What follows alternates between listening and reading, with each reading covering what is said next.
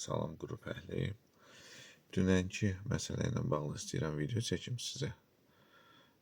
Bəzi hissələrin görürsüz ingilis dilinə keçməyi ilə bağlı, tam ingilis dilinə keçmir, başqa dilə seçə bilərsiniz, o da rus dili falan.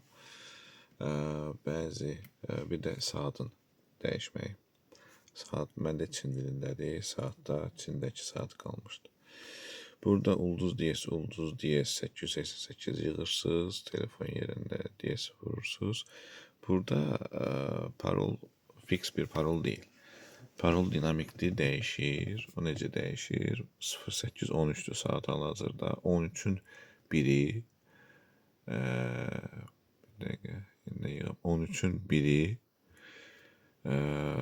ikinci rəqəm həmişə 0 olur. Daha sonra isə 08 yığırıq.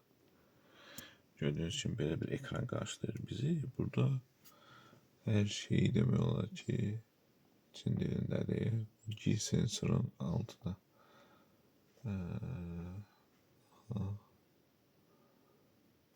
GPS'in altındaki yerdir. 3821 burada həmişə belədir parol. Daha sonra isə setting hissəsinə daxil oluruq. Android istədənlər bilir. Android üçün bir menü bizi qarşılayır. Çox şey var ama burada dəxli yoxdur. Sistem bölməsinə giririk. Dil bölməsinə giririk. Burada sizdə 2 dəfə Çin dilində olacaq. Hər dəfəsində ən yuxarıdakından tıklayıb, daha sonra müsbət işarəsinə tıklayıb, gəlib buradan istədiyiniz dili seçə bilərsiniz. Ancaq mən bunu dəyişəndə dil yenə də dəyişmədi. Bu sırf klaviaturanın dili üçündür, səhv eləmirəmsə. Mən daha sonra gəlib date bölməsinə, yəni buranın bu interfeysini ingilisinə çöndərmək üçündür. Bundan sonra daxil olub mən bura, deməli burada regionu Azərbaycan seçdim.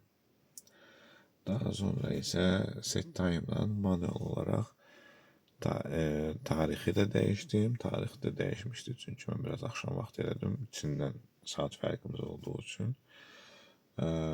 Və belə deyək, saatı da manuel əlimdən dəyişdirdim. Yəni işə yaradı məndə. Ümid edirəm ki, sizin də işinizə yarayar.